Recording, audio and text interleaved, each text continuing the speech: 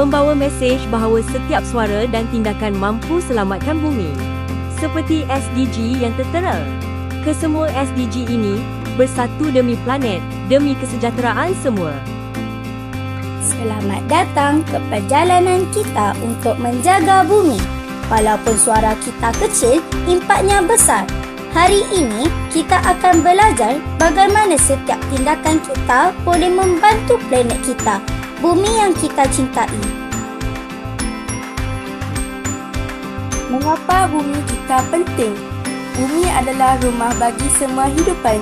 Manusia dan haiwan saling bergantung antara satu sama lain. Keindahan alam semula jadi perlu dijaga supaya generasi akan datang juga dapat menikmatinya.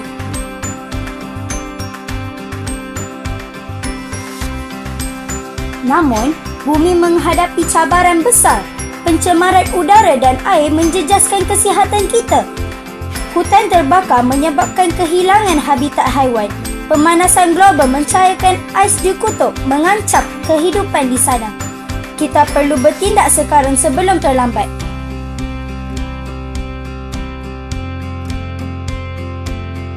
Melindungi laut kita. Laut kita juga memerlukan perlindungan. Terumbu karang adalah rumah bagi banyak hidupan laut. Kurangkan penggunaan plastik yang mencemarkan laut dan lindungi kepelbagaian hidupan laut supaya ekosistem tetap seimbang.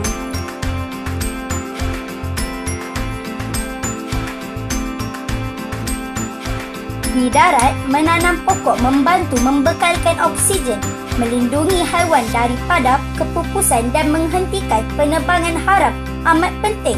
Setiap pokok yang ditanam memberi kehidupan dan harapan baru untuk bumi kita. Kuasa pendidikan. Pendidikan adalah kunci.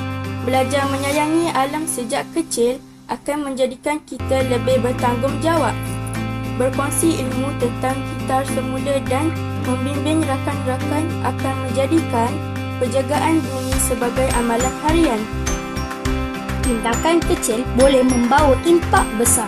Kita semula menjimatkan tenaga dan mengurangkan sisa makanan dan plastik adalah langkah-langkah mudah yang boleh kita lakukan setiap hari.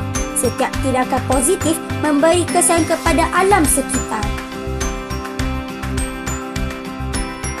Komuniti bersama menjaga alam. Bersama komuniti, menjaga alam menjadi lebih berkesan.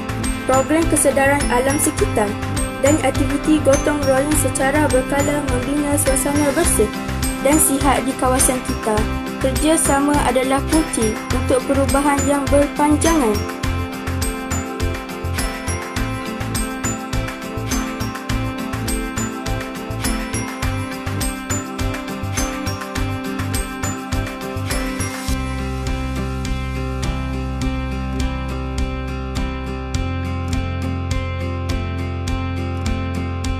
Perubahan iklim dan pencemaran alam sekitar kekal menjadi cabaran utama dalam kehidupan sejagat. Justru satu penyelesaian secara mampan harus diusahakan bagi meminimumkan kesan kedua-dua faktor ini terhadap tahap kesihatan bumi dan penghuninya. Sempena Hari Bumi Sedunia, wartawan Faraz Hairin Abdul Jalil menyediakan laporan ini.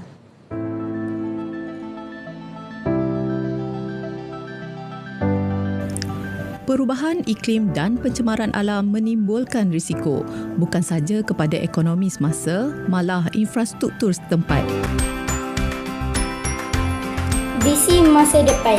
Masa depan bumi berada di tangan kita. Jadilah hero planet hari ini. Suara kecil anda jika digabungkan mampu mengubah dunia. Marilah bekerjasama demi bumi yang lebih hijau dan lestari. Terima kasih kerana bersama-sama menjaga bumi kita. Ingat, setiap tindakan kecil anda memberi impak besar kepada planet ini. Mari kita terus sayangi dan lindungi bumi untuk generasi akan datang. Bumi ini rumah kita, jaga laut dan hutan kita. Dengan ilmu dan usaha, masa depan lebih cerah. Suara kecil, impak besar. Suara berimpak besar.